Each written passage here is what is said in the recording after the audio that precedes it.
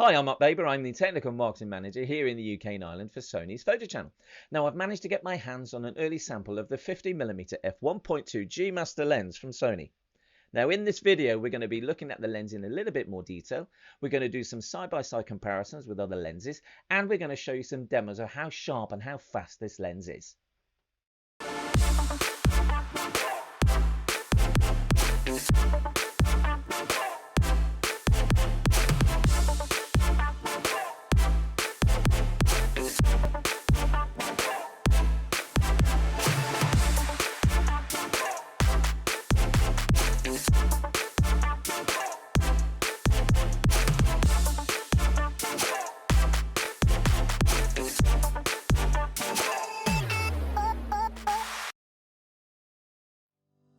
So the FE 50mm f1.2 G Master is now added to the extended range of various native E-mount lenses from Sony.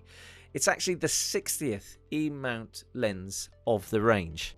And of course, within the one-mount system, this lens can be used on our APS-C range, our full-frame cameras, and also our cinema line range of cameras as well.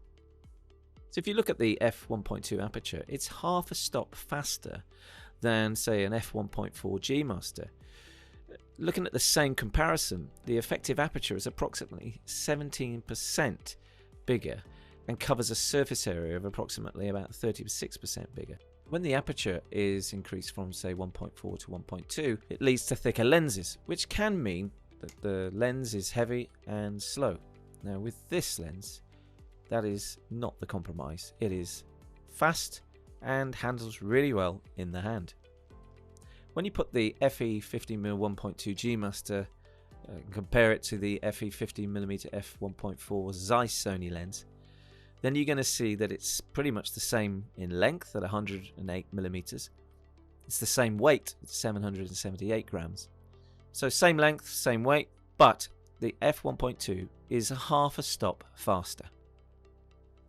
The FE 50mm f1.2 G Master gives advances in optical design. Now, it has excellent corner-to-corner resolution, it suppresses chromatic aberration really well, and it gives excellent close-up performance. So, for example, macro and portrait shots are superbly sharp.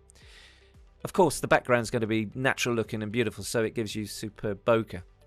Now, it uses 3 XA lens elements, and the handling is really professional, it's good control, and it's very reliable.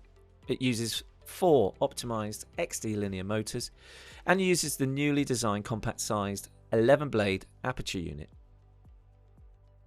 Now, the autofocus speed is very fast indeed, and using the XD linear motors, when you're using, say, touch focus, it's able to use this technology to focus really quickly on subjects in the foreground and the background instantly. Now, superb resolution is maintained right down to f1.2, so when you've got this lens fully open, the image is in the center to corner, absolutely pin sharp. It's using the newly designed optics that include the 3 XA or extreme spherical elements. So what that basically means is when you look at an MTF chart from, say, 0 to 20mm over a contrast of, say, 20 to 100%, at the maximum aperture, you find that it doesn't degrade that much at all. Now, when you're using the lens in, say, backlit scenes to get clear images, the Nano AR Coating 2 minimizes any internal reflection so that flare and ghosting doesn't occur. Using 3 XA or extreme aspherical lenses, it minimizes aberrations and gives you that clean bokeh image. The lens is constructed of 10 groups with 14 elements. The newly developed 11 blade circular aperture really enhances the bokeh, the background. The 3XA extreme aspherical elements has 0.01 micron surface engineering, which suppresses the onion ring bokeh as well. So to get that fast, precise, quiet autofocus and tracking, say at extremely shallow depth of field, the lens uses 4 XD linear motors or extreme dynamic. What this does, it provides the high thrust efficiency needed to accurately position the lens's 2 large focus groups. And in this floating focus mechanism, it's controlled by its dedicated drive lens algorithm. Those actuators also contribute to quiet focus drive. The internal focusing supports the focus lens drive as well, and the responsive manual focusing provides excellent response and fine linear focus control for fast, accurate manual focusing, which is ideal for creative focusing, say, in movies. It's really fast, it's accurate, and it's very, very quiet indeed, which with the camera's AF performance, it includes obviously eye tracking as well as real-time tracking in video. So looking at the lens on the outside, we have a focus ring that's going to give you linear response, manual focus for example. It has a focus hold button, focusing when you press the button, and you can also customize via the body menu. It's got a focus mode switch, you can choose manual or autofocus without having to look away from the viewfinder. Has an aperture ring which obviously adjusts the lens aperture, and the f-stop is engraved into that.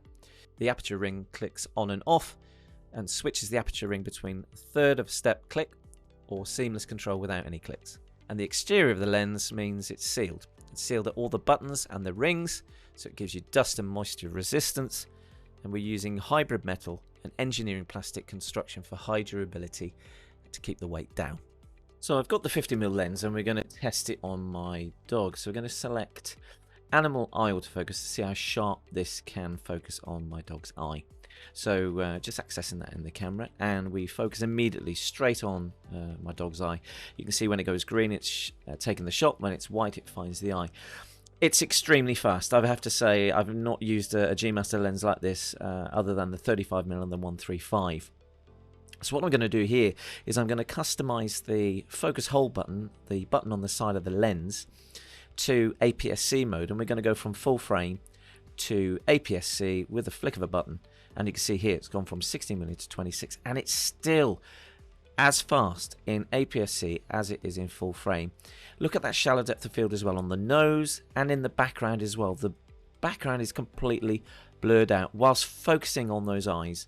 As you can see, I took a lot of shots here, but we're going to pick up one and see how far we can zoom in a second. But I'm really pleased with that, and I crop in post-editing as well. But that's at 60mm pixels, and in post-editing you can see here the background and the foreground is completely washed out. It's so soft and creative. So we're going to zoom in as far as we can here, and this is 100%, and we're then going to go zoom into 200%. As you can see from the level of detail here, the sharpness, the moisture around the eyelid, the contrast, the detail in the fur is absolutely sharp. So I took the lens out with me recently when I was testing the lens, and I wanted to show the sharpness in landscape. So the lens is pretty much fully open here, but I found an area of the branch that I wanted to focus on, and I wanted to see how far I could push post-editing the sharpness. As you can see here, straight out of the camera, there's 100%, we go to 200%. The level of detail in such a narrow area is extremely sharp. Again, a closer image to the bark here of the tree completely washes out the background, which is why this lens is so good with its creative bokeh. And then the area that I'm focusing on, it's only a small area, but the level of detail again is superb, so I can crop in really, really well, especially on the A7R4. Another landscape, not fully wide open. This is narrower, I think around f2.8, but there's an area on the branch here of this tree that I saw some moss, and I wanted to see again how far we could push it. That was 100%, now 200%, and now 300%. Again, the level of detail, while still maintaining that very creative background, is superb. So both sharpness and softness at the right points of this lens. We then look at some portraits. This is my son. And again, this is around f3.5. And what I'm trying to do here is trying to keep the face and the hair and the upper part of his body in focus, especially his jacket. A lot of detail in the zip. And it does extremely well. Creases in the jacket, his eyes, both eyes are in focus, even though I'm focusing on the closer eye. His nose, his mouth, the hair, the ear, and again the detail in his jacket. Really, really good, whilst it maintains a soft background.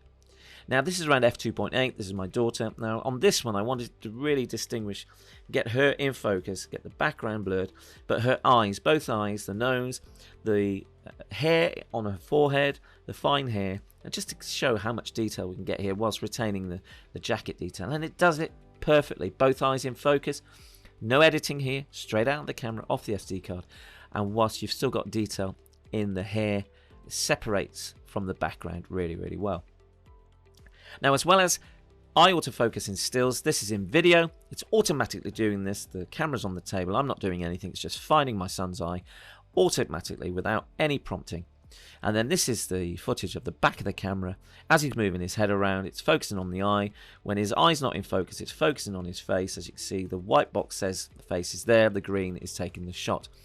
And even though he doesn't look like he had some fun here, but he did give me a smile. But there's one shot I just wanted to show here. When you zoom into the camera, the picture-in-picture shows you the area I'm focusing on. This is in the camera, 300%. It's incredibly sharp.